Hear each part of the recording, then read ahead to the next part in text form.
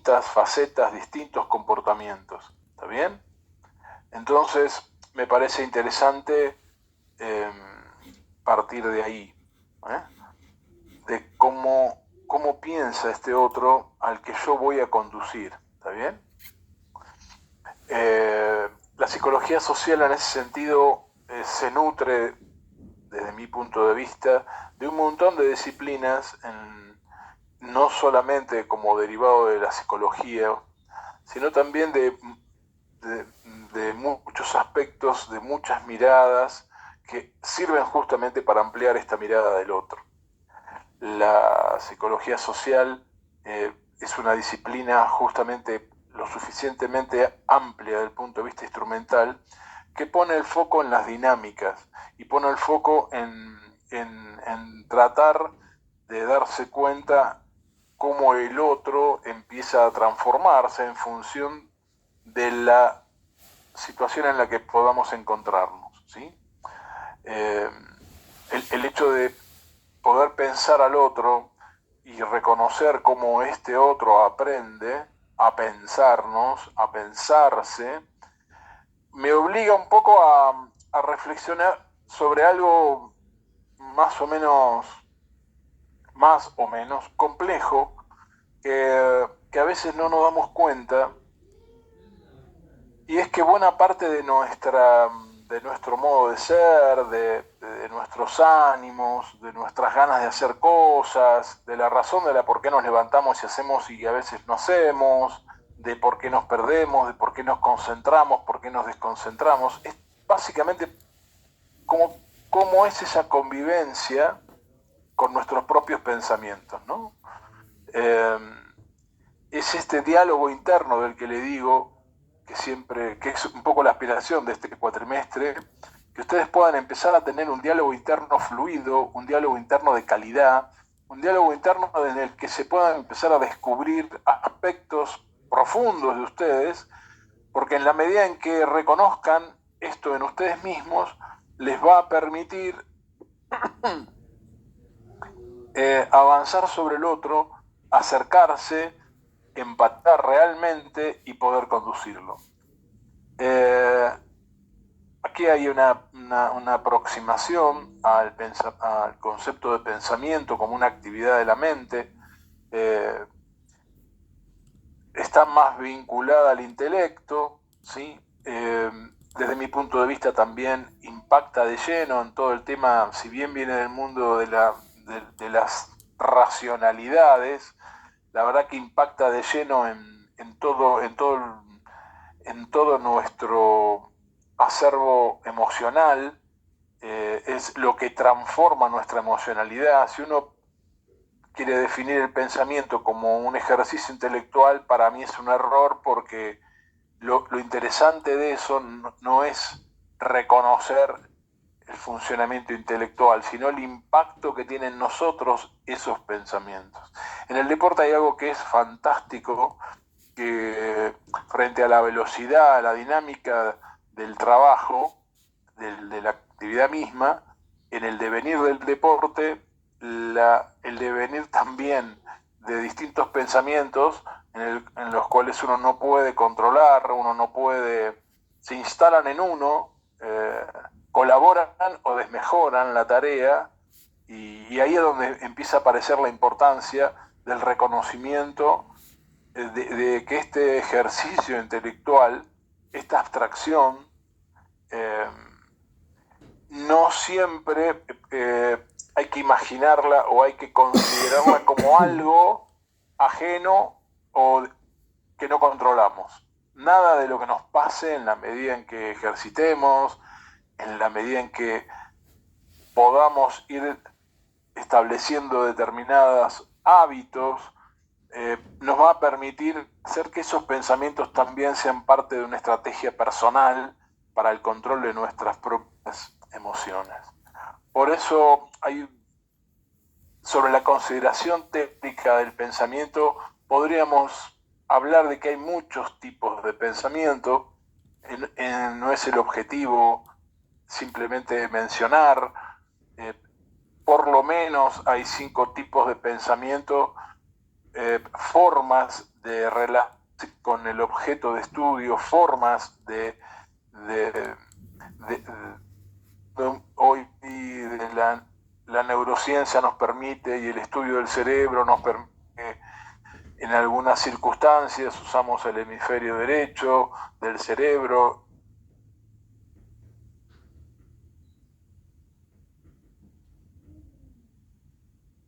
En su totalidad, más allá de ciertas preponderancias, momentos, que hacen que podamos recorrer estos diferentes tipos de pensamiento que por su definición ya casi, por su mención ya son casi toda una definición.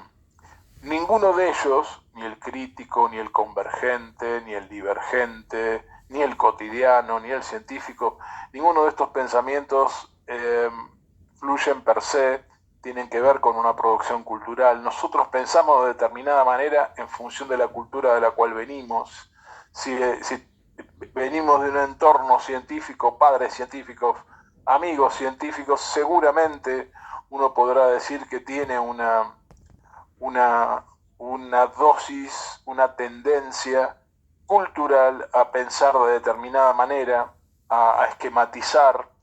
También tiene que ver con una formación, esta formación lineal en la que alguna de las situaciones que pensamos son consecuencia de este juego de la verdad y la consecuencia. Todo esto funciona también en un niño en donde el estímulo de la divergencia y la diversidad es permanente, tiende a, de manera esquemática, ordenarse, tiende también a ser más creativo en función de asociaciones libres. Tenemos tendencias, tenemos características, pero estamos, como decíamos la semana pasada, preformateados por dos distintos niveles. Un nivel de socialización primaria, producto de esa familia que nos permitió desarrollarnos los primeros años de vida, y una segunda línea que refuerza eso, hoy está mucho más difusa, era mucho más fuerte en otras épocas, este planteo, este contexto que generaba la familia, hoy rápidamente se empieza a diluir con la irrupción de la tecnología. Entonces los chicos hoy están conviviendo desde primeros años de vida con distintos estímulos. Entonces lo que era la única fuente, que lo seguirá siendo el resto de empiezan a converger otro tipo de ideas. Los chicos no tengan a los padres y ese grupo familiar, a su vez van reproduciendo los saberes. Entonces,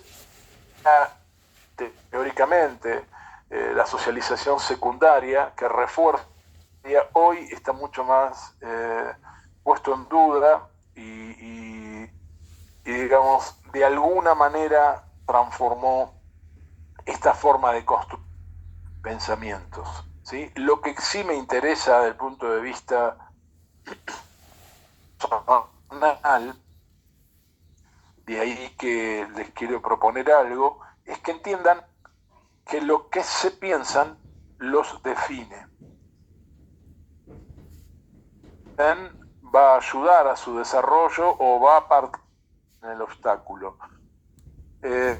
Si en ese interjuego personal, a esta altura del partido podríamos decir hacerse dueños y responsables de esa construcción. Así como en los primeros años de vida un padre permanentemente puede cometer y cometer el error de reforzar en su hijo que no ayudan a su autoestima, desalentándolo permanentemente sin darse cuenta, lo que vuelve al chico con mantras que lo paralizan, como yo no puedo, yo soy un torpe, soy un incapaz, siempre igual, no sé, que escuchó, o cosas que él comienza a decirse para sí, aparecen, después en el día a día aparecen, después en el primer obstáculo aparecen, frente al error aparecen. Entonces, frente a esto que en principio pareciera ser, como decíamos antes, o dirían los teóricos, un esfuerzo intelectual, yo empezaría a tener mucho más cuidado. En mis experiencias con distintos atletas me doy cuenta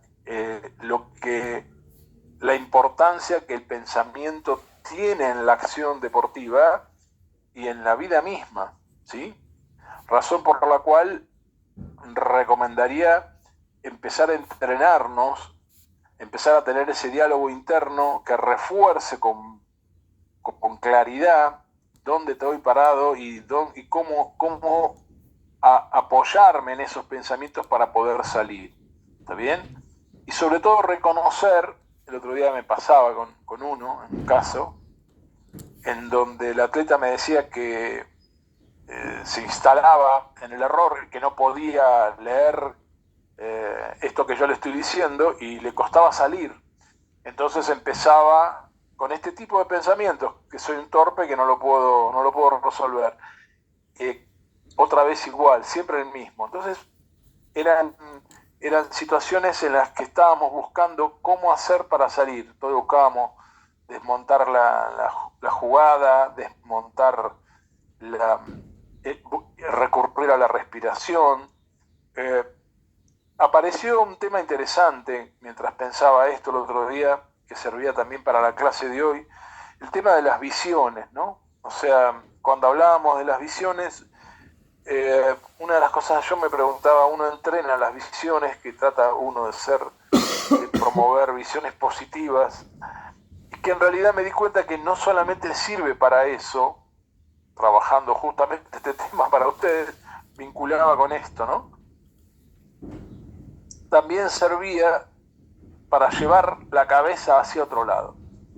A ver si se entiende. Yo estoy parado en los comentarios, che, qué torpe soy, che, que siempre igual, y este tipo, oh, te hizo un... Entonces te empezás a insultar, ¿no? Y no podés salir de ese microclima de bronca en la que te trabas. Cuando me puse a laburar en las visiones, el tipo, por la necesidad de ir a la visión, primero tiene que ir a la famosa, empezar a conectarse con su respiración, empezar a buscar esa famosa pared blanca que te empieza a servir para proyectar visiones, que es un poco el elemental ejercicio de la meditación, y en el pasaje de buscar esa imagen, de buscar esa visión, de construir la pared blanca, de empezar a proyectar ahí algo diferente, en todo ese proceso abandonamos este pensamiento o esta actitud frente a. ¿Se entiende lo que digo? Esto, esto empezó a funcionar de una manera muy evidente, muy sencilla, muy concreta, para poder abordar un elemento que a veces es muy duro en el día a día de cualquier deportista o cualquier entrenador, o sea, de cualquier persona. Por eso, podríamos, eh, les voy a proponer algo. Esto es algo, podríamos decir, complementario, ¿sí? Complementario. No es obligatorio, pero no es complementario. Y aquel que se animó a hacerlo, sé que le sirvió.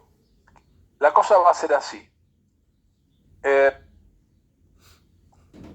No estoy pensando hacerlo ahora público, pero lo que sí quiero es que entiendan que justamente la palabra, ya sea la que emito hacia mí mismo o la que escucho, me convoca y me lleva a un determinado lugar. Me saca, me pone en un lugar la palabra propia, como estamos demostrándolo, pero por supuesto la palabra del otro. Entonces, se me ocurrió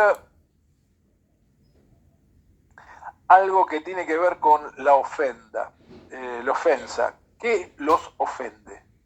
Porque en la medida en que ustedes puedan descubrir qué los ofende, qué palabra los ofende, qué situación los saca de quicio, les cambia el ánimo, les cambia el humor, les da bronca, los pone violentos, los pone violentas, las descentra. O decir, me llegan a decir esto y se pudre todo. Agarro un fierro y empiezo a romper todo.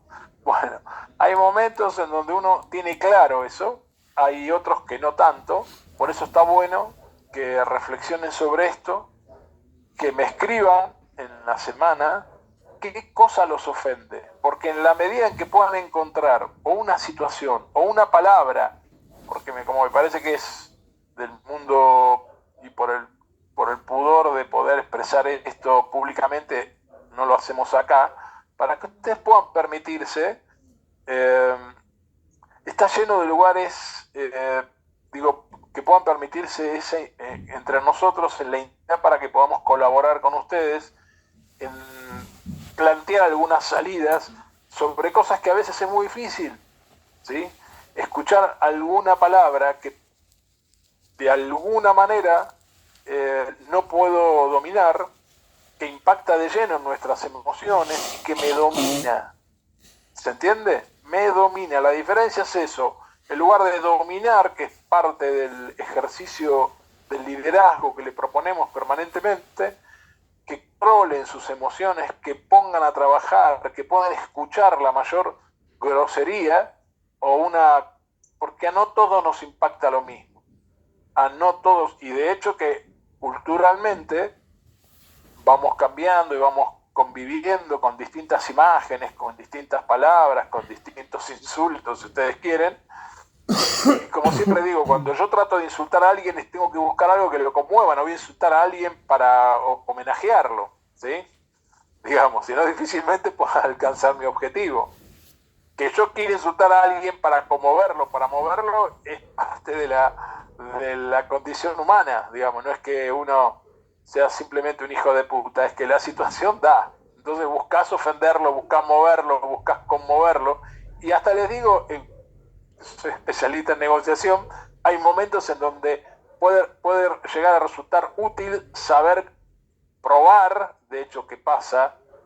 Cuando vos tenés enfrente un buen negociador, el otro, si te quiere desequilibrar, te busca, hasta que te encuentra alguna situación, o alguna asociación, o algún comentario, o alguna percepción en el ida y vuelta, que el otro piensa que esto lo puede desestabilizar. Es más fácil discutir con alguien que está desestabilizado que con alguien que controla sus emociones. No porque este sea un ejercicio de manipulación, porque es un ejercicio de reconocimiento de las emociones. ¿Está bien ahí? ¿Está? A ver. Profe, cuando hablaste de esto de los pensamientos, yo una vez vi una entrevista de Muhammad Ali, que él decía que siempre tenía que creerse ser el mejor, porque eso le daba confianza, le brindaba confianza. Lo mismo McGregor se creía siempre como superior al resto y eso le resultaba en la autoconfianza. Bueno, pero él habla, ¿ves? Él habla, tenía que. Ahí es donde yo les digo, por eso estamos trabajando en este primer cuatrimestre. Ese es el diálogo interno, esta de introspectiva, ese lugar que ustedes deben proteger, en el que no sea tan fácil entrar. Así como vos te cosas que te alientan, el entorno, y en ese sentido es una máquina, es una escuela de todo esto que estamos hablando.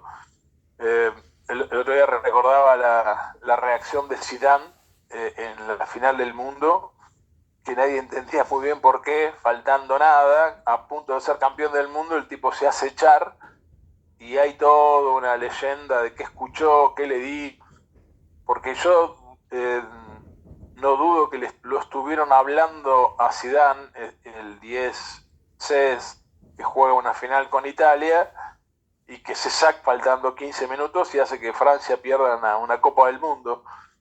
Y el tipo se sacó. Hay toda una teoría, no importa. Lo importante es el impacto, el horadar la piedra de ese jugador italiano hasta lograr sacar a ese jugador, logrando su objetivo, fíjense, y dejando a Francia a merced de Italia en una situación que emocionalmente al equipo afectó, sacando a su capitán, su líder, justamente producto de una palabra, de algo, de una asociación.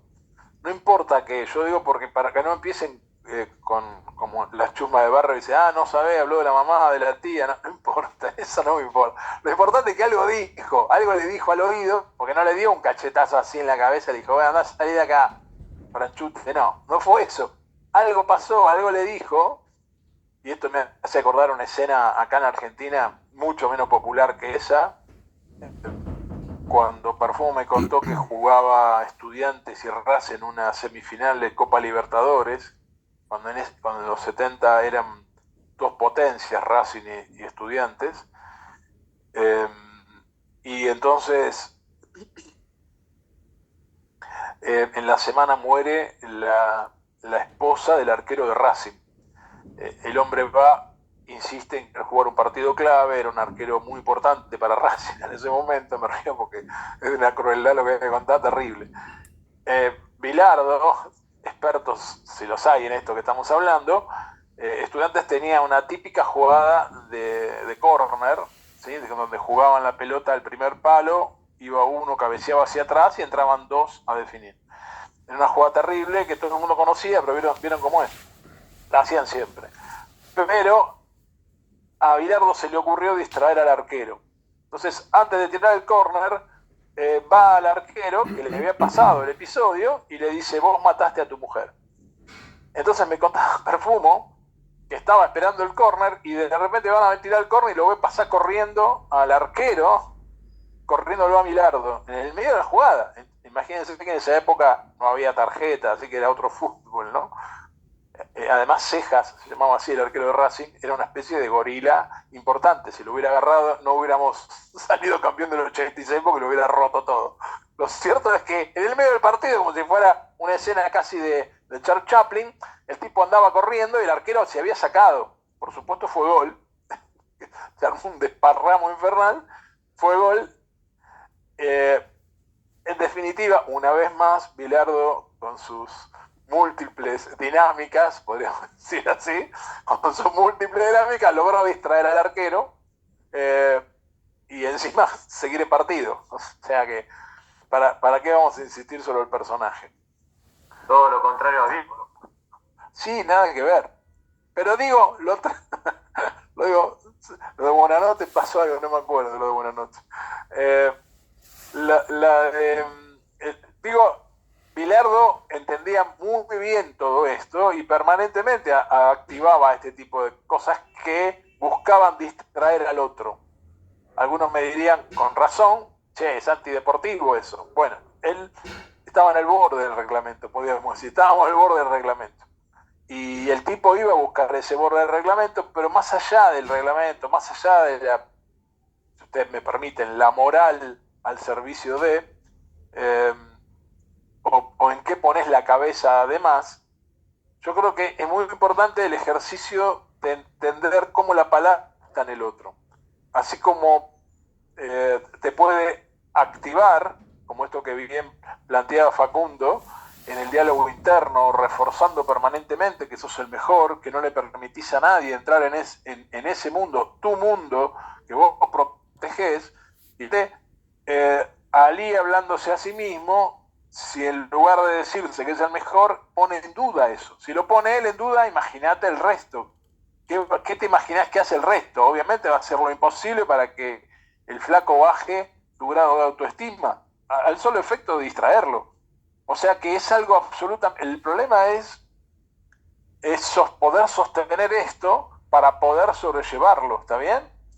Porque en la dinámica deportivo es todo tan vertiginoso y todo absolutamente tan claro que si uno no protege esa situación, te llevan puesto, como en el caso que les presentaba de este arquero de Racing, ¿no? A nadie se le hubiera ocurrido que alguien llegara a hablar de eso. Le termino de contar la anécdota porque no termine ahí. El resto de los jugadores, cuando se enteraron, por supuesto, hacían cola para cagar a trompada a Bilardo. Entonces el partido siguió y se chocaban a ver quién le pegaba.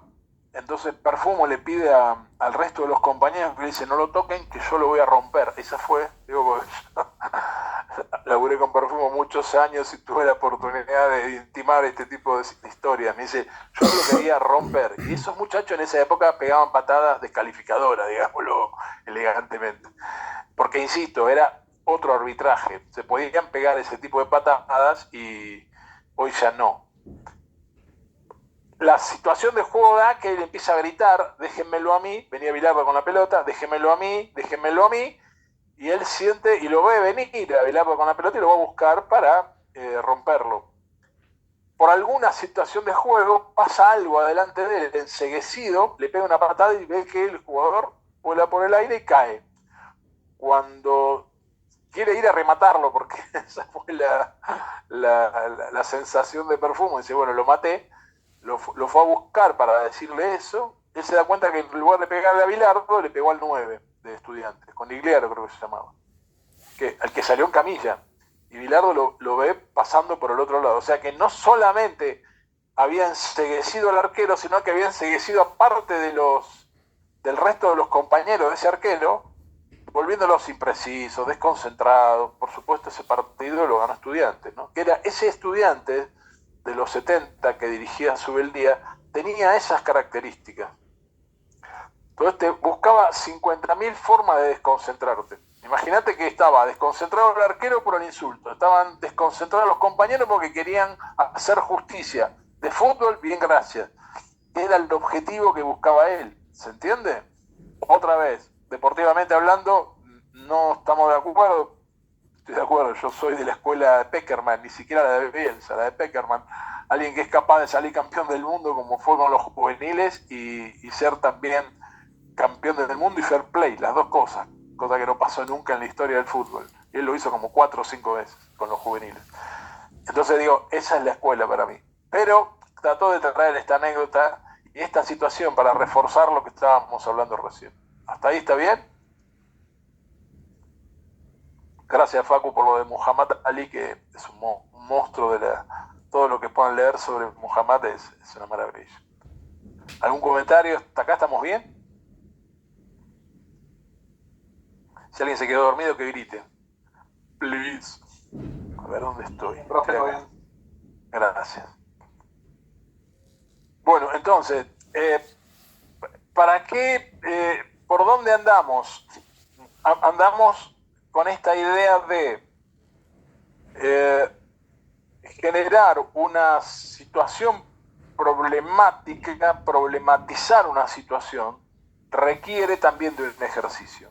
¿Está bien? Esto que estamos haciendo ahora es un poco eso, es tomar, buscar la construcción de un diálogo, que vamos a ir viéndolo con más precisión a lo largo de la cursada, en donde el educador y el educando aportan ambos a la construcción de un conocimiento. Esto es lo que nos permite reflexionar, descubrir una nueva realidad, que es la que construimos juntos. Si no, como siempre digo, lo que terminamos de hacer es reafirmar más lo que sabemos, porque es de lo único que nos ocupamos, es de proyectar en el otro y de imponer, entre comillas, al otro una manera de pensar esa realidad, cuando de a poco uno puede empezar a entender que hay otras dinámicas que nos permiten ayudar al otro, ¿sí?, a problematizar las cosas sin que este paseo por la duda permanente le genere una incertidumbre paralizante. ¿Está bien? La incertidumbre hace algo que los deportistas reconocen como algo habitual. Nadie que se dedique al deporte puede decirme seriamente que la incertidumbre no es manera corriente. Cuando uno sale a jugar no sabe, aunque se sienta superior, como Ali, por ejemplo, que él se sentía superior, después tenía que demostrarlo. O sea, lo interesante de esto que estamos hablando es salir de la precisión de la verdad. No es que en este interjuego que hacemos con nosotros mismos vamos a conseguir una dosis de verdad absoluta, por ende un resultado absoluto. ¿Está bien? Eso no es verdad. Simplemente lo que hacemos es movernos hacia un lugar desde un punto de partida sólido, como es yo puedo, yo sé lo que he entrenado, sé lo que puedo hacer en este partido y lo voy a poner en práctica. Es distinto de decir, bueno, veremos, no sé qué pasó, vamos a ver, porque no estoy seguro, porque yo sé que el otro es mejor que yo, pero bueno, no sé ni para qué vine, mejor me voy para casa. Bueno, me parece que esa es la parada, esa es una incertidumbre, una duda que no te va a ayudar, por eso digo, en la concreción de la acción. La duda de la que hablo es la duda de conquistar la incertidumbre de un resultado y poner en práctica eso. Entonces, para cerrar la consigna anterior,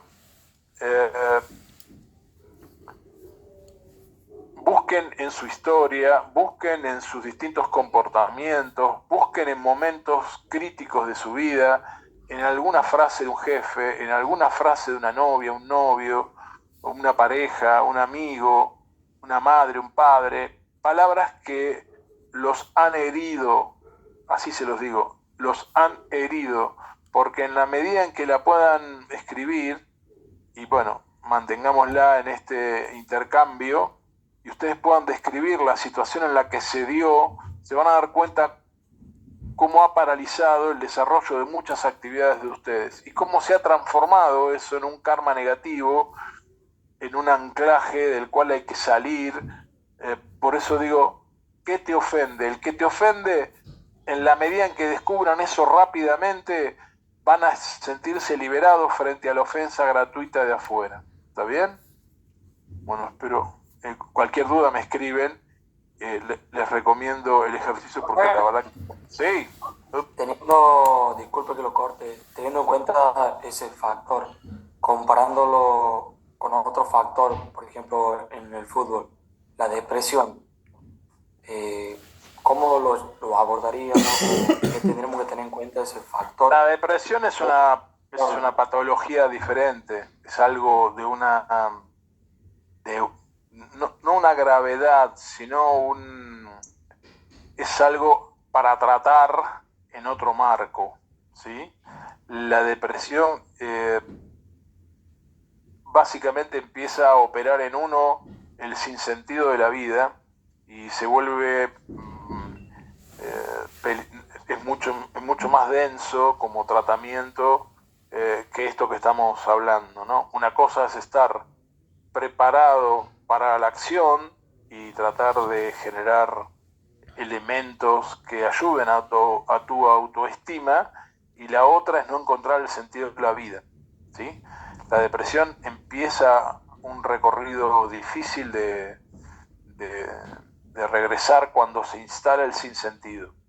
Razón por la cual eso requiere, ¿ves? Un tratamiento psicoanalítico específico, un tratamiento en la, digamos, el acompañamiento. Yo soy de los que dicen que la acción, la tarea siempre es saludable y el estar es algo que ayuda a salir de las depresiones. El problema, el otro día leía con dolor el caso de un chico que ante el pase libre, es un momento crítico de muchos jugadores, el pibe lo vivió como un fracaso, entró en una profunda depresión y se suicidó. Los caminos de la depresión son insondables, pero la psiquiatría aparece con una medicación que a veces ayuda a controlar ese tobogán en el que uno entra y no puede parar. Es justamente un síntoma difícil de revertir si uno no recurre específicamente a especialistas, ¿sí? Ya sea a un tratamiento psicoanalítico intenso o algún psiquiatra para poder medicar, para poder parar este derrotero en el que uno entra sin poder tener ningún tipo de recurso. Así que eso es diferente, ¿se entiende? Nuestro rol como por ejemplo, como profe o preparador físico, sería recurrir a profesionales. ¿No podríamos hacer nosotros algo más para evitar? Nosotros, esto que estamos hablando, justamente tiene que ver con eso, tiene que ver con valorar la tarea, con la alegría de hacer, no desalentarnos, evitar el triunfalismo excesivo que hace que la situación, a esto vamos cuando hablamos ahora del pensamiento dilemático y dialéctico, que es a donde todo esto que estamos hablando estamos yendo hacia ahí, justamente el pensar el mundo en blanco y negro, el pensar el mundo en está bien lo que hago, está mal lo que hago, si me paro en un lugar y lo puedo actuar y me puedo decir, yo puedo, vamos adelante, soy el mejor, como decían recién, este autoaliento que los grandes a veces rescatan, a veces, porque no siempre es así. El trabajo nuestro en ese sentido es intentar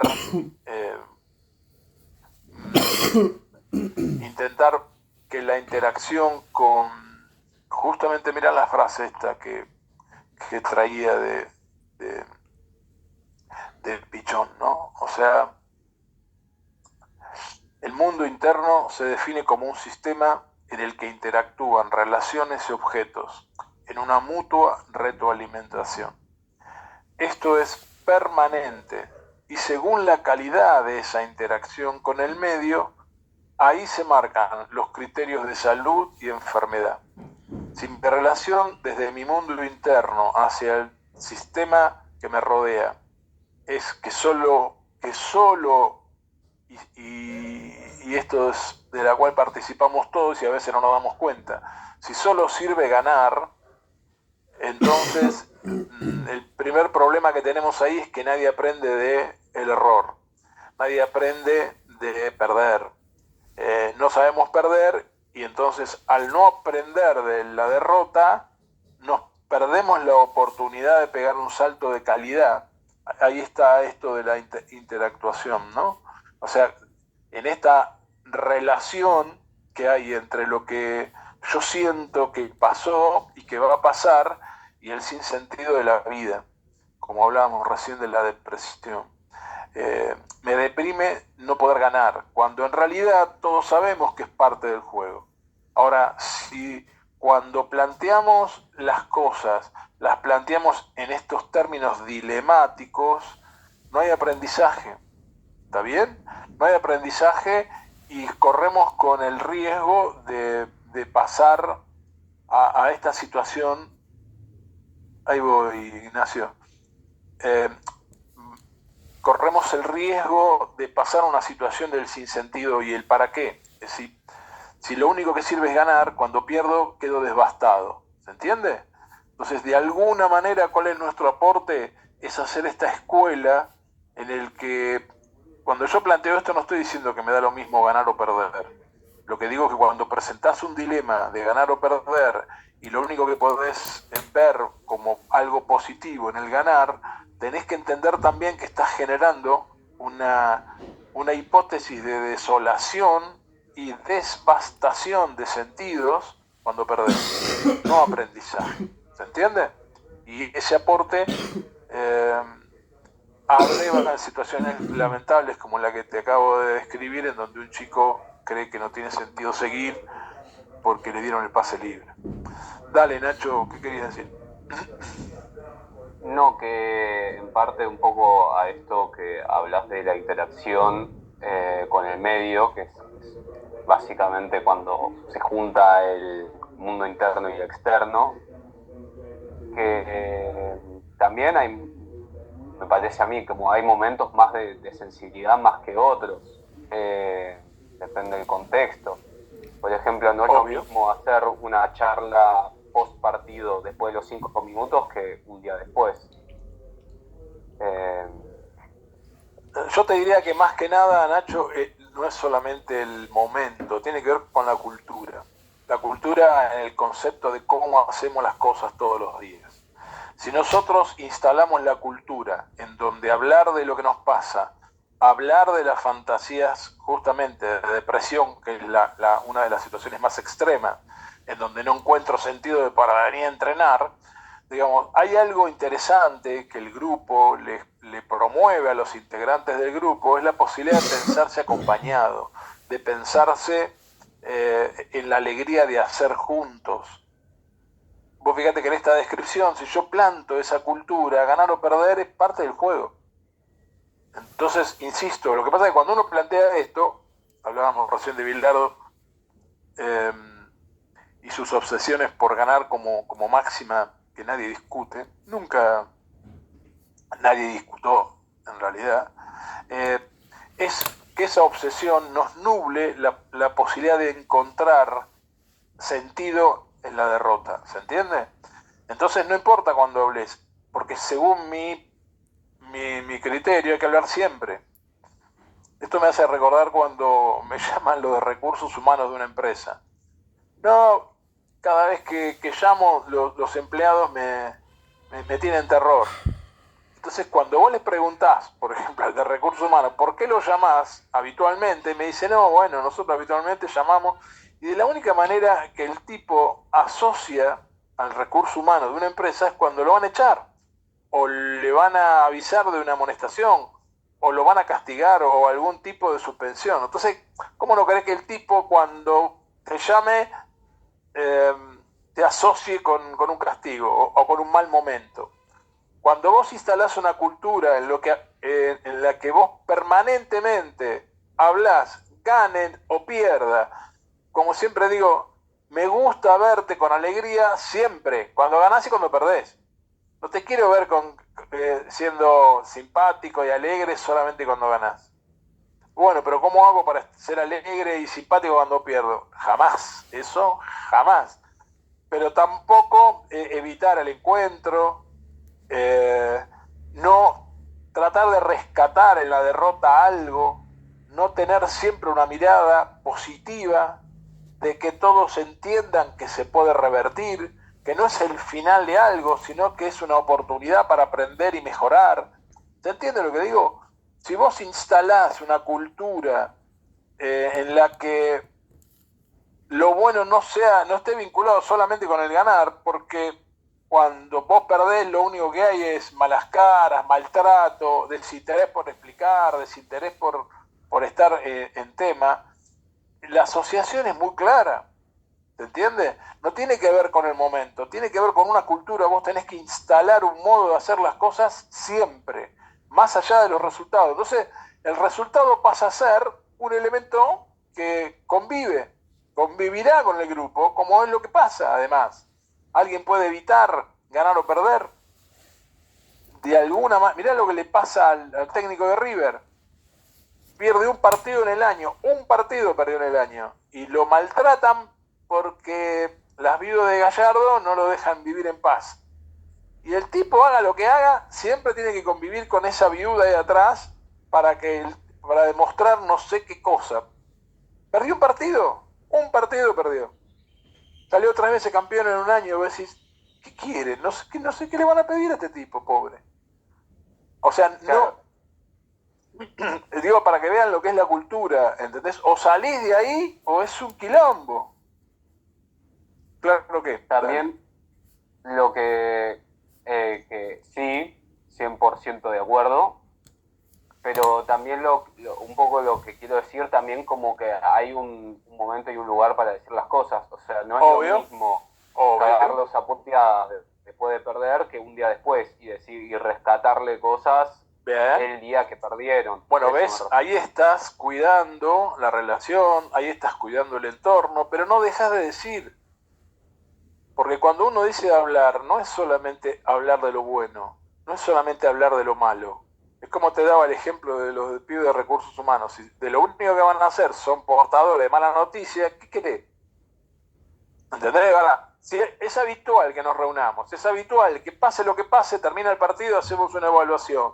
Si es habitual que pase lo que pase, nos reunimos al otro día, el día después del partido no se hace, pero sí al otro día. O sea, la cultura es mucho más pesada que un resultado. Entonces, vos no estás mal dispuesto frente a la acción. la acción se desarrolla y el espacio de reflexión está. Entonces, esta interacción está promovida por vos. ¿Se entiende? Y sos vos el que controla esto. Si no te controla, la derrota te controla. Y tu ánimo, bien, gracias. Por eso se me ocurrió, a veces cuando hago esto, después yo me hago el canchero con los superhéroes, pero después no sé quién es quién, ¿no? Digo, acá el pensamiento dilemático, el pensamiento dialéctico pareciera que están enfrentados. Pero la verdad que yo no lo quiero presentar como una confrontación, ¿sí? Como una... Pero de hecho que en el grupo hay, en los grupos, justamente por la cultura que traemos, por lo que decíamos un poco el otro día, vivimos en un pensamiento dilemático. Permanentemente estamos frente a opciones en las que estoy obligado de alguna manera a elegir. ¿Sí? Por eso tendría que recordar quiénes son estos, ¿no? Pero la verdad que es un papelón. Los puse y los más.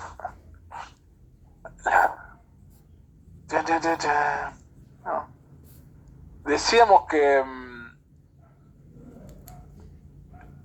una vez más fue Aristóteles quien allá por el siglo V a.C. fue el primero en dar una explicación. De hecho, que tiene un texto muy interesante sobre la dialéctica y la lógica formal como métodos de razonamiento. Hay algo lindo que uno podría decir que plantea Aristóteles, que dice que el hombre nada puede aprender sino en virtud de lo que sabe. O sea, es un poco lo que le vengo diciendo de que nos conocemos. Tenés que partir de lo que el otro puede entender, no de lo que el otro es, o lo que debería saber. ¿Está bien? Por eso hay que ir a buscar siempre qué es lo que entiende el otro. Y ahí la lógica formal es algo útil porque nos permite acordar las cosas simples de la vida. ¿Para qué sirvió el pensar y el desarrollar una lógica formal? Ahora, apareció la construcción de un silogismo. El silogismo es toda una técnica innecesaria para entrar y complicarse la vida, pero digo, el silogismo sirvió justamente para construir un pensamiento, pero un pensamiento simple en cuanto comienza a complejizarse y que hace falta el otro para poder pensar lo que está pasando, ya no empieza a servir. Entonces, el silogismo se compone básicamente de dos premisas, ¿sí? El sujeto de la conclusión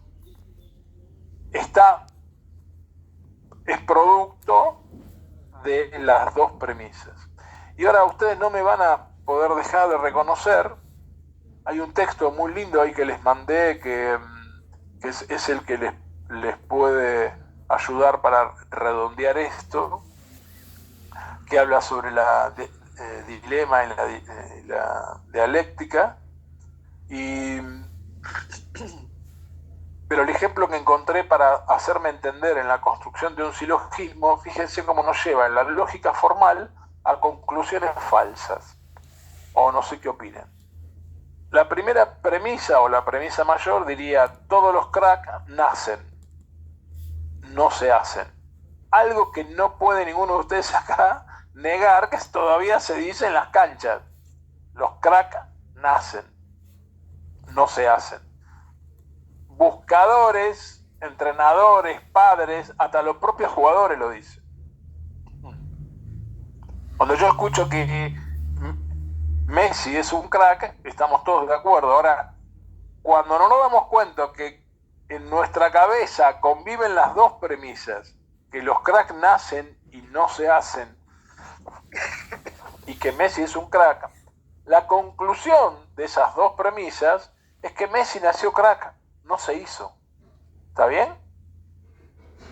Fíjense cómo una estructura en forma de silogismo que se planta en dos cuando uno dice premisas, son cosas que nadie critica, que todos repetimos como si fueran verdades, que en ningún momento paramos y decimos: che, pará, como que los crack nacen. Pará. Ahí yo te paro. ¿Vos conocés la historia de Messi? O sea que vas a llegar a esa conclusión falsa. Los quilombos que he tenido con este juego, ni les puedo explicar. La gente está convencida de que esto es verdad, que los cracks nacen. Entonces, ¿saben qué? Cerremos la universidad. Cerremos los campos de juego. Vamos directamente, o lo que le digo a muchos entrenadores, le digo, bueno, dejen a los chicos entonces, ¿para qué les van a enseñar? ¿Para qué les van a traer estrategias, tácticas? ¿Para qué los preparan si nacen? Entonces es cuestión de esperar. Ahora, como siempre digo, a ver, ya que nacen, explícame por qué en Argentina nació el Charro Moreno, Di Stéfano, Maradona y Messi. Explícame por qué. ¿Qué es lo que pasa de este lado del mundo? No sé. ¿Por qué nacen todos de este lado? ¿Qué?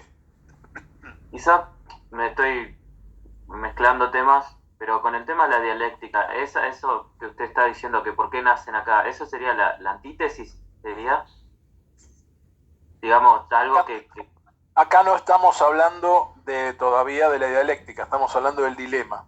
Está. La lógica formal, como es deductiva, empieza con premisas que nadie critica, repetimos como bobos, todos los cracks nacen, y justamente la dialéctica diría, pará, vamos a criticar esto, ¿estás seguro que los cracks nacen?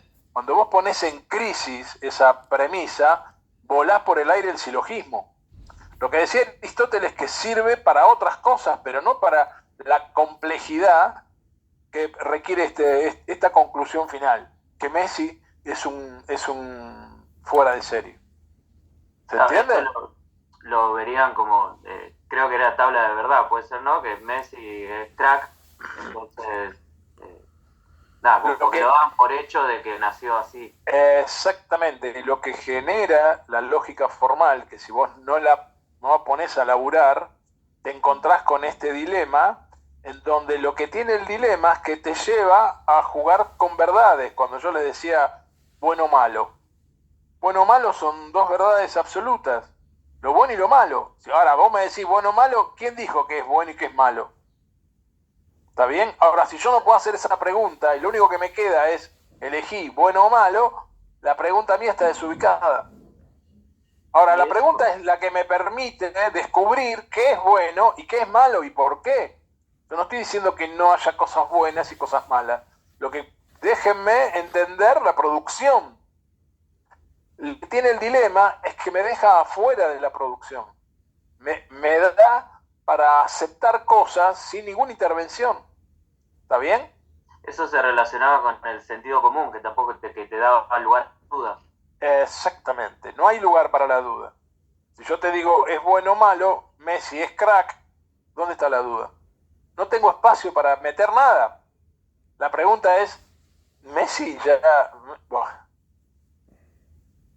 El dilema, y empezamos a acercarnos a algo de la dialéctica, es justamente esto que decíamos recién, ¿no? Son dos proposiciones contrarias, pero una vez más, una niega a la otra. Ahí es donde se afirman. ¿Está bien eso? Se afirman. Nadie dice... El mejor ejemplo que siempre me sale para explicar esto es, ¿crees en Dios o no crees en Dios? Decís, cagamos. O sea, ¿dónde están las premisas? Yo no tengo espacio para decir, pará, Dios existe, ¿por qué tengo que creer en algo que no existe? No, eso no está en discusión, te dicen. Te cortan ahí. Dilema. ¿Crees en Dios o no crees? Esa era la pregunta, te dicen. No me digas si Dios. ¿Qué tiene que ver? Eso está fuera de discusión. Ahí está, pum. Saltó la perdiz. ¿Qué dice la dialéctica? Justamente, por definición, es el arte de dialogar, argumentar, discutir. Si yo no quiero discutir con vos, te llevo un dilema. Digo para que entiendan el juego de los pensamientos. ¿Cómo te llevo a pensar? ¿Crees o no crees? Cuando me decís eso, me estás sacando de la participación de lo que hay que creer. Así como me decís, que hay que creer o no creer en Dios, me puedes hacer discutir si creo o no creo en tal cosa o en tal otra. ¿Está bien? No tengo ninguna posibilidad de intervención. Ya está dada de hecho, es lo que diría Aristóteles sobre las premisas. Por eso uno termina llegando a conclusiones falsas cuando construye dilemas en las que no discute, no dialoga, no trae argumentos para razonar lo que está planteándose ahí. Y permanentemente esta cultura en la que nos hemos desarrollado en Occidente, estamos cada vez más dilemáticos. ¿Sí? ¿Por qué? Y porque nos plantean opciones del bueno, del malo, del lindo, del feo, del premio, del castigo, de la verdad, la mentira, de la mayoría, de la minoría. Digamos, permanentemente estamos siendo llevados a través de un sistema de creencias preconcebidos por una cultura general y sobre todo la cultura de Occidente. Ayer estaba mirando,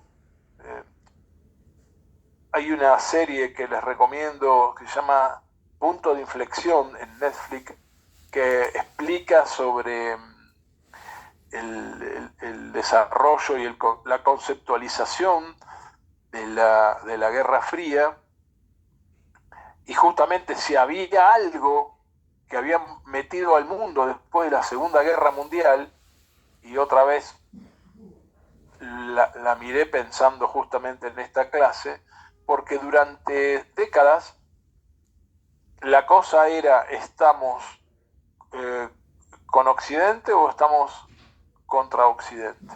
¿Sí? ¿Sos comunista o sos anticomunista? O sea, no tenían ninguna posibilidad, todavía ahora estamos volviendo a esto, no tenías ninguna posibilidad de elegir. En otra época era un tema religioso, en otra época hay como una estructura en la negociación y en la construcción del pensamiento colectivo en donde necesito agrupar a la gente en determinados lugares. Entonces, cuando yo quiero conducir a alguien, ahí voy, Virginia, cuando yo quiero conducir a alguien, Virginia, disculpame, Virginia, apareció Virginia. Digo, cuando yo quiero conducir a alguien, trato de agrupar en determinada situación. Por ende, busco un enemigo común. Cuando genero un enemigo común, no puedo permitirle al otro que ese enemigo común sea de alguna manera, estoy buscando la palabra, no quiero decir maléfico, pero pongámosle de ponerlo en el peor lugar al otro. Los Estados Unidos en la Segunda Guerra Mundial resuelven demonizar a los japoneses. A diferencia de lo que habían hecho con los alemanes, generan todo un pensamiento colectivo deshumanizando al japonés, porque el japonés no se quería rendir. Él fue el último pueblo en rendirse en la Segunda Guerra Mundial. Y le tiran dos bombas atómicas para que entiendan que la guerra terminó. Los japoneses no se querían rendir. Ahora, para poder tirar la bomba, había que preparar al pueblo norteamericano deshumanizando al japonés. Y vos veías, y está bueno en ese sentido el desarrollo en esta docuserie, que les recomiendo, cómo deshumanizan la figura del japonés, casi poniéndolo como planteamos una cierta imagen demoníaca, poco humana. Al deshumanizarlo, me pongo claramente nosotros los humanos y ellos. ¿Está bien? A ver, Virginia, bienvenida. ¿Qué pasó? ¿Qué tal, profe? ¿Cómo le va? No, dialéctico, esta necesidad imperiosa del dialéctico, ¿no tendrá algo que ver con esta necesidad que tenemos también de pertenecer, de ser parte de un lado o del otro, soy de estos o de aquellos? Bien, la necesidad del ser humano de pertenecer a algo facilita esto que bien planteas, Virginia. Digo, Soy Facundo. no, está bien, pero en la pantalla dice Virginia, por eso Sí, te sí, cargo. quedó el de mi señora. Ya sé, por eso estoy haciendo la broma. Es evidente que no sos Virginia por ahora. En todo caso, hasta que vos lo anuncies, después veremos. Igualmente no El- tengo problema, ¿eh? Son gustos. Lo que digo Capaz que es, te autopertí de Virginia. también es posible. Lo que digo que justamente, como lo que bien decís Facundo, la posibilidad que las personas de querer pertenecer facilita este juego del dilema. Porque además el dilema, como decimos el otro día, tranquiliza. Yo me pongo de este lado y listo, ya está. Yo quiero ser parte, no tengo ninguna duda, yo quiero ser parte de ustedes, nada me importa. Afuera los japoneses, afuera el negro, afuera el diferente, a mí no me importa, yo estoy acá. ¿Está bien? El Sí, dilema, y todos queremos ser parte del lado ganador. además, nadie quiere quedarse afuera, nadie quiere ser rechazado, nadie quiere sentirse... Una vez que yo elegí ser parte de, bueno, la responsabilidad es de ellos, si se gana o no se gana. Exactamente, el problema que uno empieza a abandonar este espíritu crítico. Bien, vamos llegando. El espíritu crítico necesario que convive en cualquier ser humano, que vuelve lo dilemático en dialéctico. ¿Qué quiero decir? El ser humano, diría Freud, tiene una contradicción fundamental. Por eso uno de los aportes más importantes que hace el psicoanálisis y Freud en particular es esta idea piensen en lo que él denominó la herida narcisista, ¿no? Cuando el ser humano viene, ¿sí? Una primera herida narcisista es cuando deja de ser el centro, el hijo de. Pues fíjate con qué facilidad, no sin recursos muy violentos, pero con qué fuerza, vamos a ser más precisos, el Occidente compró el monoteísmo. Apareció una idea importante que era ser hijo de la divinidad. ¿Está bien? Eso le dio una fuerza importante a esta idea del dilema. ¿Creo o no creo? Porque soy el hijo de. Primera herida narcisista cuando Copérnico dice, no, che, junto con Galileo, dicen, no, mirá, no somos el centro del mundo. No sé dónde sacaron que somos el centro del mundo. Giramos nosotros alrededor del Sol. Gran quilombo. El sistema político y religioso de la época obliga a Galileo a negar sus observaciones y su aporte científico. ¿Para qué? Para poder salvar esta herida narcisista donde el ser humano de repente deja de ser el centro del mundo. ¿Ok? Y eso, Darwin, cuando propone la teoría de las especies, también le genera otra herida narcisista porque plantea la hipótesis de una posible evolución de las especies. Otra vez, la idea de que el ser humano podría llegar a ser una evolución de. Y después, la última gran herida narcisista es la del psicoanálisis, cuando le dice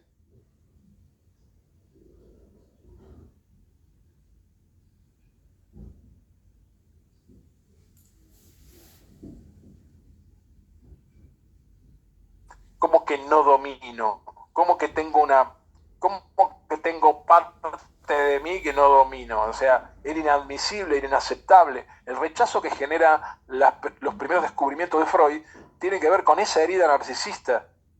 ¿Se entiende? O sea, vos fíjate, habíamos comprado el dilema de ser el centro del mundo y en cuanto alguien lo puso en duda, porque vos podés plantear el dilema. Ahora, el tema es cómo lo sostenés.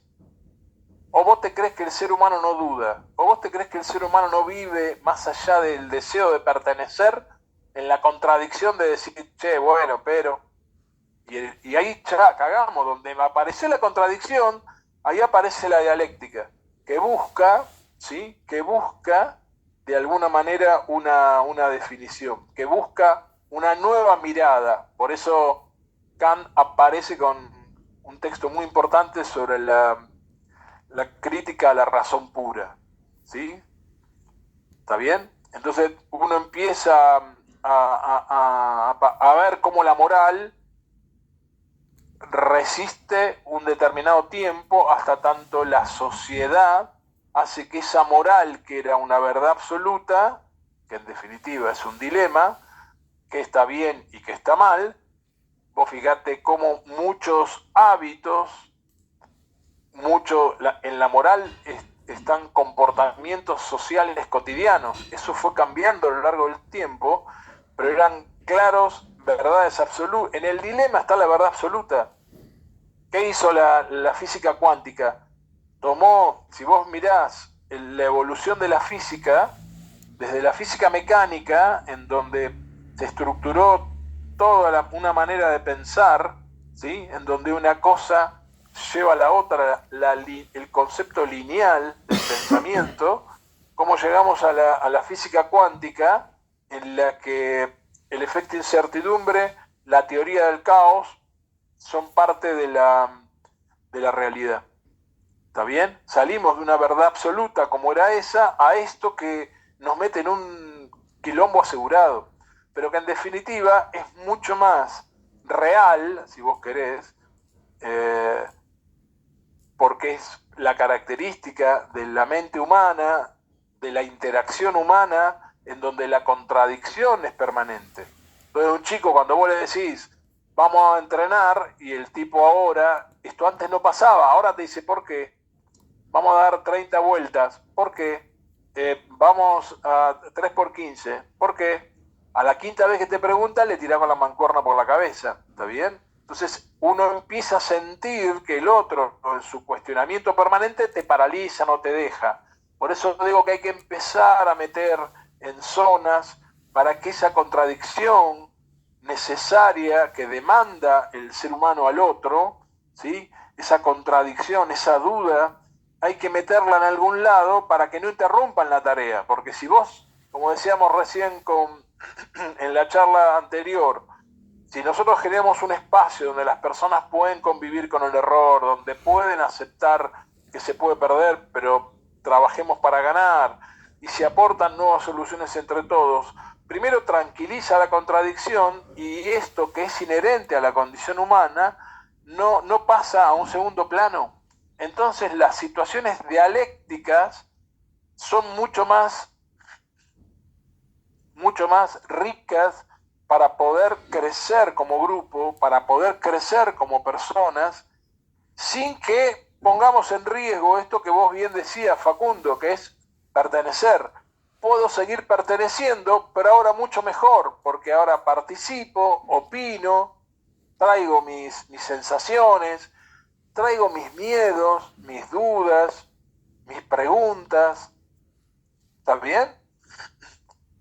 El problema durante mucho tiempo con el dilema es que yo no hacía nada de todo esto y es parte también de un recurso de las conducciones tradicionales, no quiero poner en crisis al grupo por temor a quedarme afuera. Entonces la gente calla, la gente oculta, la gente sufre en silencio por el solo hecho, ante el temor posible de quedarse afuera. ¿Está bien? De dejar de pertenecer. ¿Eso está bien, Facundo? ¿Sirvió?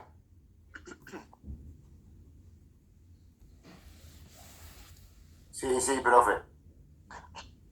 El método dialéctico, Felipe González es un político español, presidente de España post-franquista, y un personaje muy interesante para la historia de la democracia de España, que colaboró con un pasaje muy difícil de 40 años de franquismo, el dictador español, que mató 1,5 millones de españoles para imponer una manera de pensar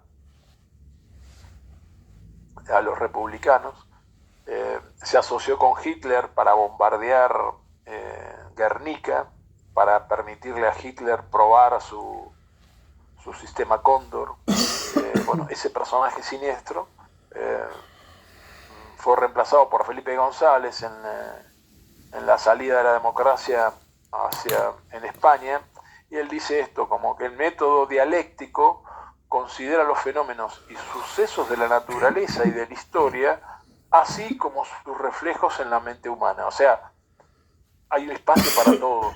en ese estado de movimiento constante, en un proceso continuo de cambio, o sea, reconocemos el para poder sentarnos a pensar, de transformación, de nacimiento, de desarrollo y extinción de ideas. O sea, las ideas necesitan ser tratadas, necesitan ser revisadas. Cuando uno le dice a alguien, che, nos reunimos acá para ser campeones, uno en realidad supone que estamos todos de acuerdo. Cuando uno se pone a laburar algo así como tan obvio, te das cuenta que no es tan obvio y que no todos coincidimos y acordamos de que ser campeón es lo mismo para todos.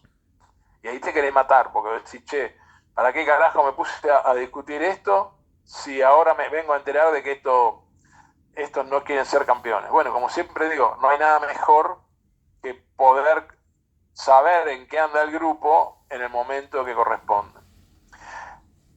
El pensamiento de la lógica formal siempre, porque es inherente a la condición humana, así como en la condición humana está la contradicción que no podemos evitar, o sea, yo te digo algo y al momento de decirte a vos te genera una repregunta, ¿sí? Si yo te genero ese espacio de libertad, la pregunta aparece y siempre hay algo en esto que planteo acá en la relación con la muerte, es esta cosa de la muerte en el sentido de quedarse afuera, ¿sí? En este fallido intento darme a los demás. ¿Está bien hasta ahí? O sea, no me quiero quedar afuera. Y en esa desesperación por no quedarme solo, puedo aceptar cualquier cosa. ¿Está bien? Por eso hay que andar con mucho cuidado, porque esta relación con la muerte, que es de contenido simbólico. Los seres humanos somos absolutamente simbólicos. Cuando digo simbólico, quiero decir, encontramos y transformamos y volvemos, le damos un sentido a inclusive cosas que no tienen. De hecho, un trapo que tiene determinada combinación de colores, que un trapo para cualquiera, para vos, ese trapo a partir de ahora se transformó en bandera. Más símbolo que eso, imposible. No deja de ser un trapo, pero es una combinada particular que nadie se animaría a limpiar el piso con una bandera, simplemente por la combinada de colores. Es una... Ahí decís, aparece con mucha fuerza lo simbólico, aparece la representación, el pertenecer, levantás ese trapo y lo guardás. Cuando vas a la cancha no llevas un trapo que no represente esto que estamos hablando. Buscas un trapo que represente esto, que se vuelva bandera. ¿Estamos bien?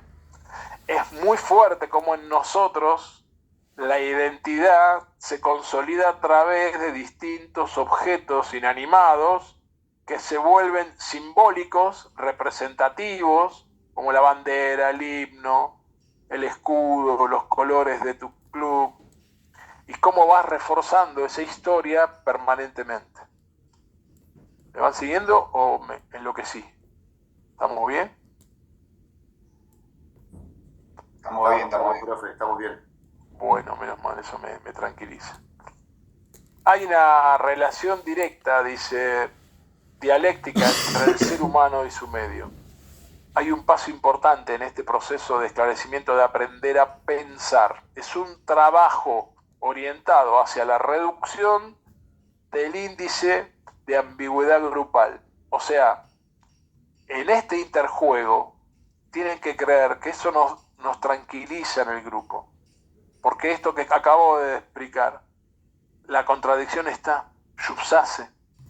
O sea, muchos nos movemos como si esto no pasara, y esto pasa. ¿Se entiende eso? Digo, la ambigüedad grupal se resuelve por este interjuego dialéctico. ¿Por qué? Y porque hace aparecer las contradicciones internas del grupo. ¿Sí? Entonces tomás al dilema, que si no el dilema se instala en el grupo y el grupo paraliza la tarea grupal. El dilema siempre paraliza la tarea grupal. Él dice, Pichón River dice, el dilema esteriliza quiere decir paralizar. Y la producción grupal, ¿para qué sirve? sirve para ir a construir un equipo. Si yo no pongo al grupo a contradecirse, a darnos cuenta que tenemos que mejorar siempre, no es, por eso digo, vos fíjate, si yo pongo al grupo en el trabajo permanente de querer mejorar, no importa que gane o pierda, siempre hay que mejorar. Si solamente hay que mejorar cuando perdemos, es un error. El mejorar tiene que ver con una actitud del grupo frente a la tarea. ¿Se entiende? Eso es poner permanentemente en contradicción las cosas que hicimos. Las cosas que hicimos bien, las cosas que hicimos mal. Gane o pierda, el resultado no tiene absolutamente nada que ver. Volviendo a lo que decíamos al principio, si solamente creo que mejoro cuando perdí, estoy equivocado.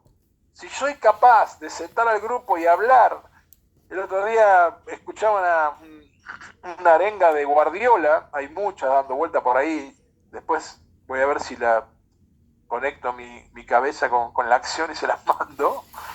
El tipo acababa de ganar y los estaba pidiendo más. Hay una muy linda escena de Gallardo al borde en el medio de un partido. River ganaba 3-0 y veía que los jugadores medio como que ya estaba, y el tipo les pedía más. Dice, ¿más qué? Dale, hay que seguir. Y luego dice, ¿pero qué quiere este chavo? Estamos ganando 3-0, estamos bailando, ¿qué quiere? ¿Vamos a aflojar un poco? No hay nada que aflojar, acá no se afloja. Y estaba ganando 3-0. Lo de Guardiola es bastante parecido. Facundo, ¿vos levantaste la mano o quedó enganchado? No, yo. Dale. Sí, a ver, con esto último que decía, profe, Bielsa es uno de los que habla mucho de que la derrota enseña mucho más que una victoria. Y a lo mejor está mal entendido a que recién con la derrota me pongo a trabajar. No, en todo momento hay que mejorar, y en todo momento. Lo que pasa es que la derrota evidencia. Está bien, pero eso le quita, yo lo que quiero decir es quitarle peso. Si nosotros nos paramos frente a mejora y necesitamos el activador de la derrota, estamos mal. Somos nosotros los que estamos equivocados ahí. Si yo activo siempre, entonces no importa si gane o pierda. Yo activo siempre. Entonces no me vas a ver alterado, ni demasiado contento cuando gano, ni demasiado destruido cuando pierdo. Siempre estoy parado en un lugar de la búsqueda de la mejora. No hay reclamo, no hay queja, no hay broncas, que son los lugares en donde manifestamos la impotencia. ¿Está bien eso? No tenemos que manifestar impotencia, tenemos que seguir buscando. No todo lo que hacemos es preciso, por eso somos humanos. Hasta los equipos más increíbles han perdido. Michael Jordan tardó 9 años, siendo el más grande de la historia, tardó 9 años en salir campeón. Entonces digo, y no logró ser campeón hasta que no formó parte de un equipo, y hasta que no entendió que ser parte de un equipo en un deporte tan competitivo como el básquet no alcanzaba con ser un superhéroe como él. No alcanzaba. Hasta que no lo entendió, no salió campeón.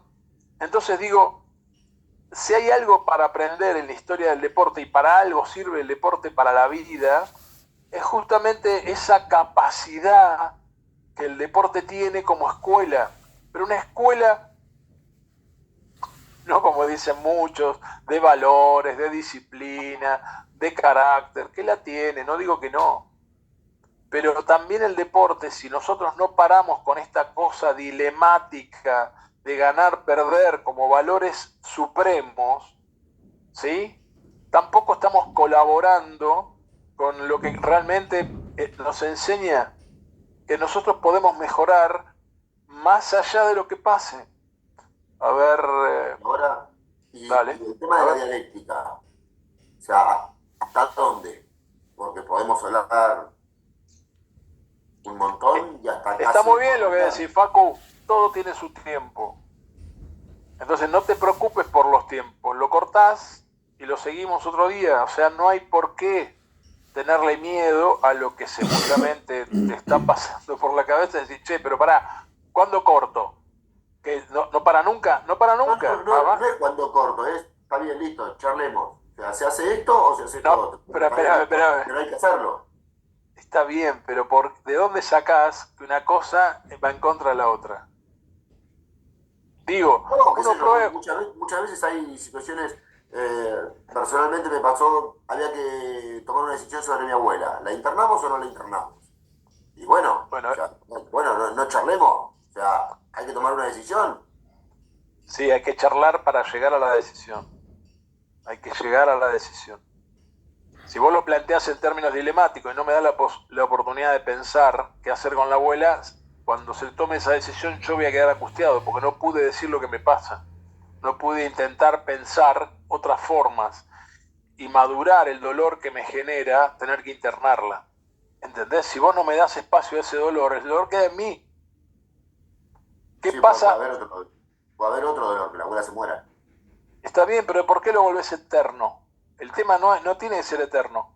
El tema es generar un espacio para que primero surja esto, fluya, y en un momento hay que tomar una decisión. Pero le diste la oportunidad al grupo de participar, de pensar, de comentar, a hacer partícipe el dolor que situaciones extremas generan, y después tomar la decisión, que nos damos cuenta todos que no queda otra, que es internarla. ¿Se entiende lo que te quiero decir? Pero me diste esa oportunidad. El 99% de la toma de decisiones, Facu, es...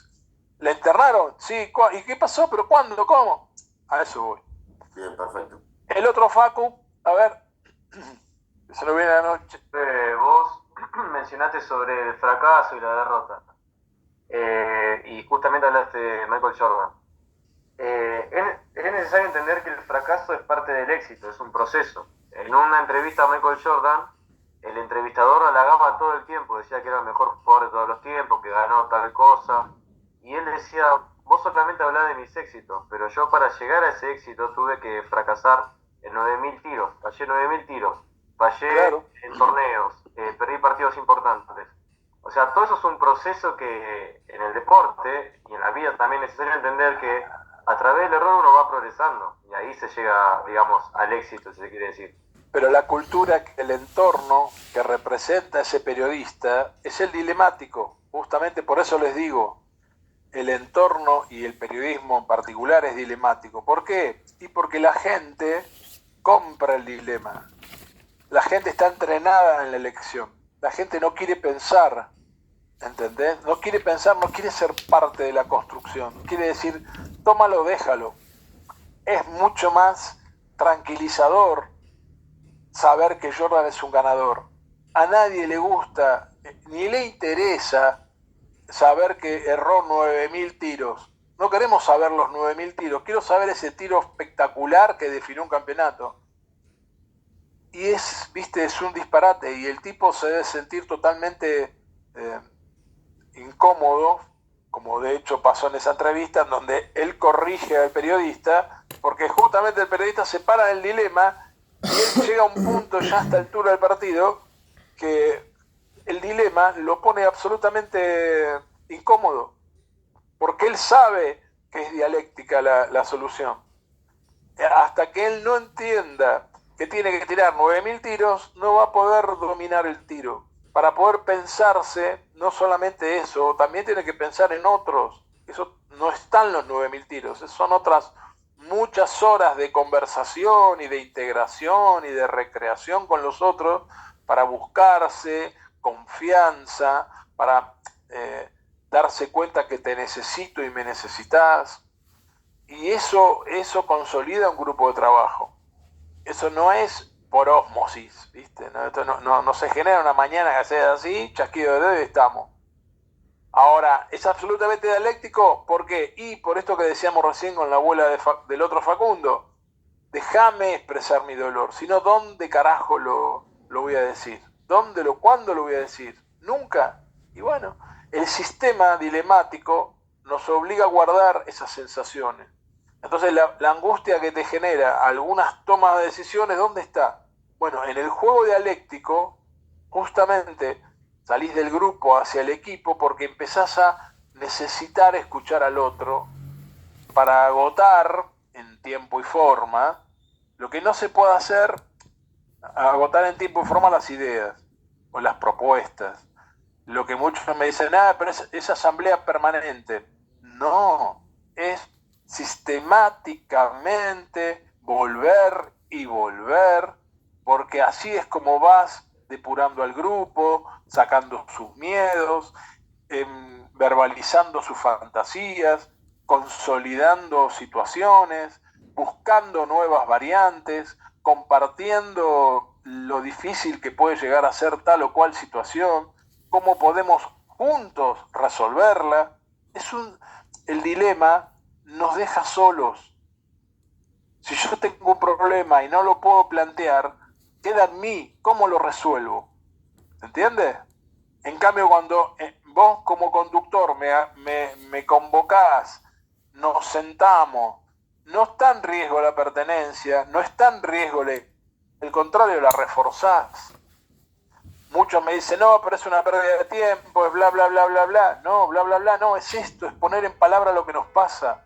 Al poner en palabra lo que nos pasa, rompemos el dilema, nos damos cuenta que no es ganar, perder, que perder no es tan malo, nadie juega para perder, pero que tenemos que aprender algo de esto para que no vuelva a pasar, no para negarlo. Negándolo no resolvemos nada, ponderándolo tampoco.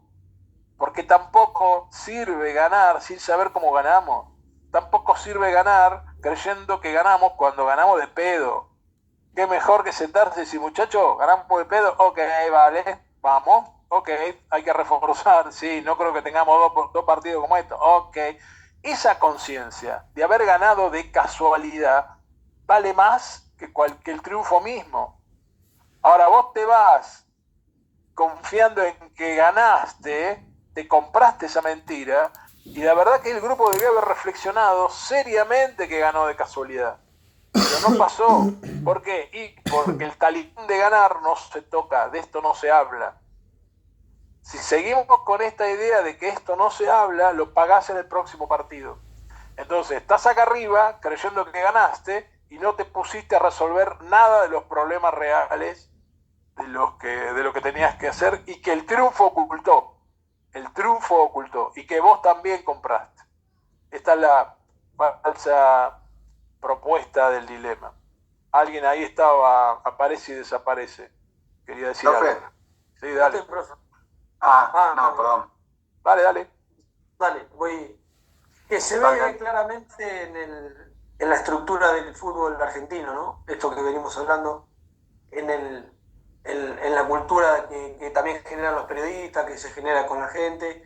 Exacto. Donde la victoria es preponderante, la gran cantidad de técnicos que por ahí están 3, 4 fechas y se van, que parece ya normal en el fútbol argentino, pero es una cuestión que después va apareciendo en las categorías formativas, ¿no? Donde se ven a los profes más interesados en la victoria que por ahí en generar algunos procesos educativos para más adelante, ¿no? Que ya parece normal, pero que sigue siendo algo para seguir charlando y debatiendo. Tal cual, buena descripción, Franco, te agradezco. ¿Alguien más quería decir algo? Lucas, y nos vamos. Sí, no, que lo que deduzco de toda esta descripción es que el mejor método para volcar en nuestros jugadores, si somos profes, es la palabra, digamos, para salir de este pensamiento dilemático al dialéctico. Por lo que entiendo es eso, como que estoy buscando cuál es la mejor herramienta para transformar. Concretamente es eso, Lucas, justamente es establecer en los lugares de entrenamiento la costumbre, el hábito de reunirse para pensar juntos. Muchos líderes tradicionales creen que ellos son los únicos que tienen que pensar la estrategia, pensar lo que pase y solucionarlo sin la intervención del otro. Acá hay que empezar con el jugador, confiar en el cuerpo técnico, confiar que la integración de esos espacios, no eternos, pero sí permanentes. Digo, eterno de decir, empiezo una reunión y dura 6 horas. No, sistematizar 40 minutos y se para, la seguimos mañana, la seguimos pasado. Pero es parte del laburo. nadie consigue un estado físico de un día para otro. Y esto es igual. En la medida en que ustedes perseveren, generen un espacio de intercambio, generen un lugar para pensar juntos, todo va a empezar a bajar en términos de tensión. La tensión de la no palabra es mucho más pesada que la palabra puesta a circular. ¿Sí? A ver, Guillermo Cazón, y nos vamos. Hola, Rubén. Primero, ¿Cómo estás, querido? Muy bien. Estoy escuchando atentamente, me encanta lo que decís. Yo soy de una generación como la tuya. Para, yo soy un hombre joven, no me dejes pegar. Somos tipos jóvenes con mucha no me dejes pegar, está bien, eso, con mucha historia. Que nos ha pasado muchas cosas. Y escucho, primero, felicitarte por el concepto. Y que también, yo una de mis frases que tengo en todos lados es qué lindo que es ganar. Entonces a veces me preguntan por qué pongo eso, ¿no? Para mí el ganar significa un montón de cosas que implican el 99,9% de lo que dijiste, el entendimiento, el escuchar a un jugador, que en definitiva los que entran a la cancha y juegan son los jugadores, tienen la respuesta de un montón de cosas. Me ha tocado estar en muchos equipos profesionales con grandes entrenadores, grandes profesionales, y creo que la comunicación es muy importante, el escuchar al jugador constantemente es importante, en el poder que tiene la palabra con respecto a generar confianza, a que el deportista pueda sentirse, como vos decís, a veces cuando se genera el dilema es cuando se genera el problema, cuando tapamos el dilema, cuando viene un jugador o alguien de cuerpo técnico, ese dilema no lo deja salir, como recién explicaba del caso de participar, aunque sea el jugador mínimo, que considere que quizás sea que a veces cuando se lastima un jugador acercarle el agua, ese jugador también tiene derecho a dar su opinión, porque en definitiva eso es lo que enriquece a un equipo. Y gracias a Dios hoy,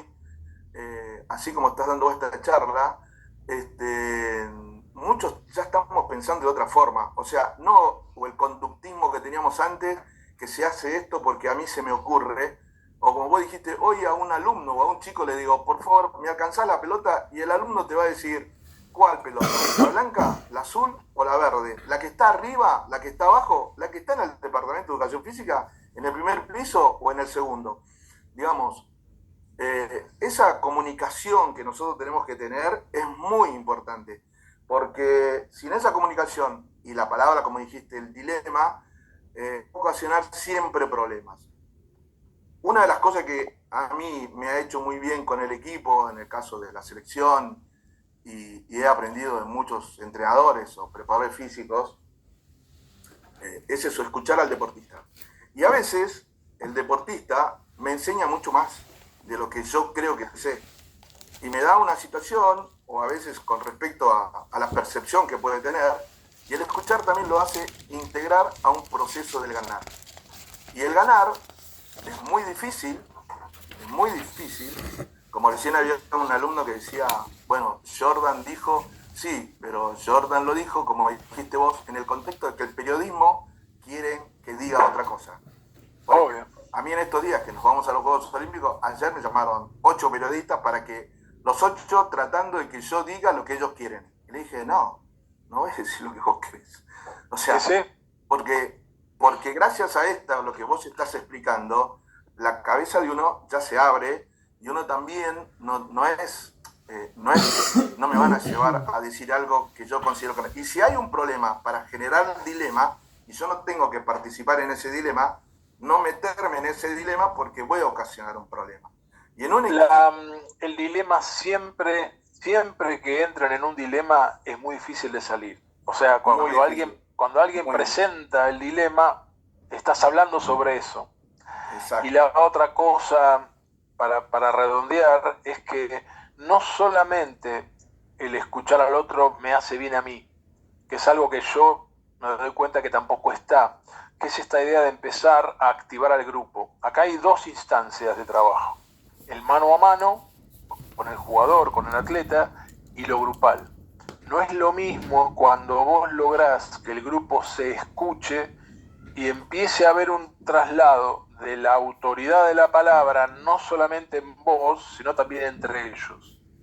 Porque vos ahí lo que vas a empezar a promover con estos ejercicios que vamos a ir viendo y estas instancias que estoy proponiéndoles, que el grupo empiece a comprender que también puede empoderarse y aprender de entre ellos. ¿Está?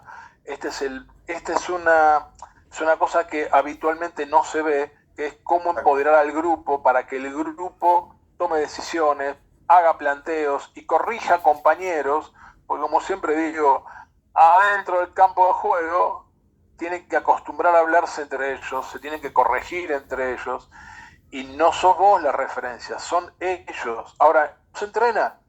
Entonces, como el equipo habla hacia el conductor centraliza la conversación, circula la palabra y está muy bien como punto de partida, lo vamos a ver más, lo vamos a profundizar, pero lenta, pero inexorablemente tenemos que aprender a que el grupo se escuche y empiecen a conectar entre ellos y se den cuenta que la experiencia del otro, que el pensamiento del otro también me nutre. También es importante lo que le pasa al compañero, no lo que diga solamente o que digamos nosotros como conductores. Lo que habitualmente hacemos y la cultura en la que hemos crecido es que el líder es el único que lleva adelante la palabra.